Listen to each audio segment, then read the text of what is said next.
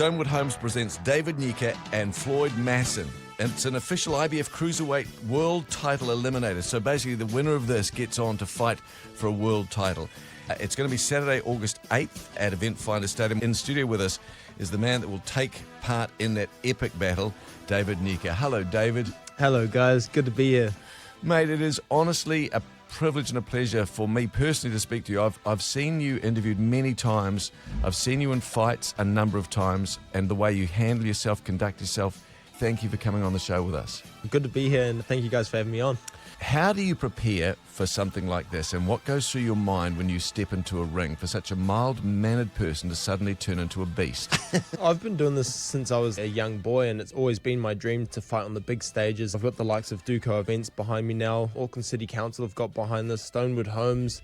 It's one big, moving, living organism. I rely so heavily on the team around me to take me to where I need to go. But me, myself, this has been a sport for me. It's always been a game to some degree. This is my open world survival game, and I treat this life like I'm only going to live it once. I take big risks and expect big rewards. Do you get scared, honestly, stepping out? Yeah. Absolutely, yeah. Good. I'm not ashamed to say that. It's like boxing is a scary sport, our health is at risk, but I've trained my entire adult life to be the best at what I do, and yeah, I'm really good at it now. So you are. What's the thing you love most about it? Because to put yourself, in danger in the ring time and time again, there must be some payoff for you, right?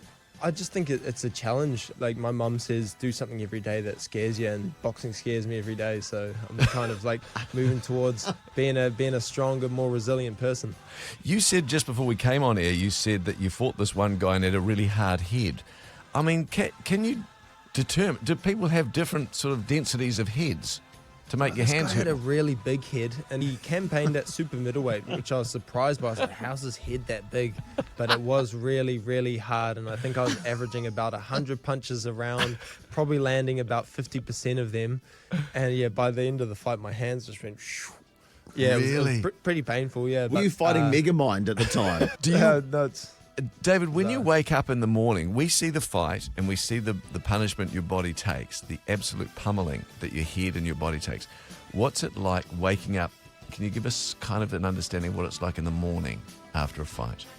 Oh, after a fight is usually pretty sore. Usually, like, you don't warm down how you would if you were like finishing sparring or training. So you wake up just like a mummy kind of thing. I look after my body pretty well. The whole point of training is that you're supposed to be sore. You put your body through all that work to become stronger and more resilient. But it's my life. I've done it for 16 years now. I imagine working at an 8-hour shift at a checkout would be like murder. Like, I would be anxious. I would be tired physically, mentally. But this is what I've been doing since I was a little boy. So, right. Yeah, it's just comes naturally to me now. So what next then, quickly, and then we'll let you go because I know you're a very busy man, but you're 30 years old now. I've watched boxers over the years that, me personally, who knows nothing about the sport, so this is an incredibly ignorant comment maybe in some respects, Manny Pacquiao, Evander Holyfield, Mike Tyson, they keep going what seems to me to be too long.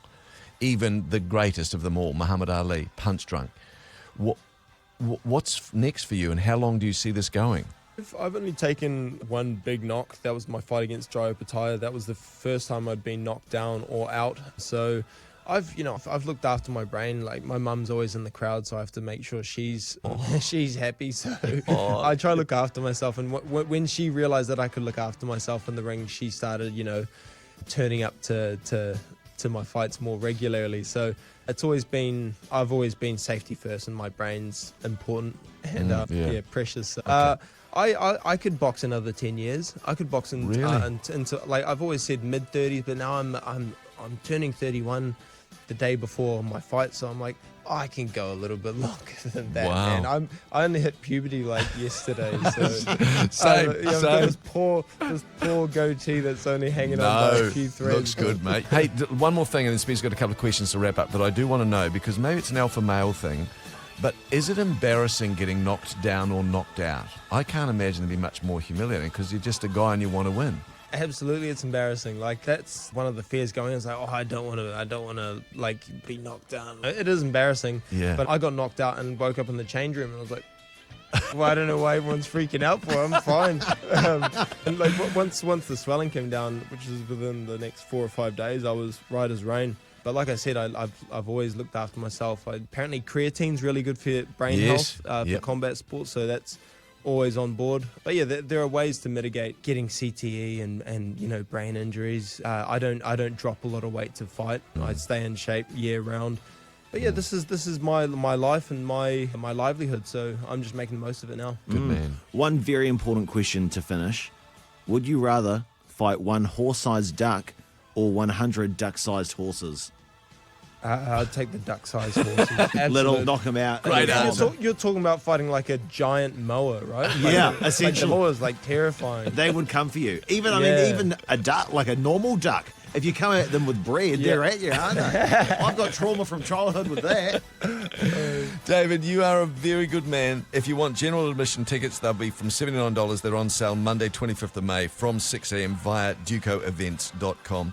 Wish you well. You're going to smoke this guy, David. And you just, can I say, in a masculine way, you seem like a really beautiful guy. So thank you for chatting with us. Best of luck. Go well. Thank you, guys. Appreciate it. Cheers.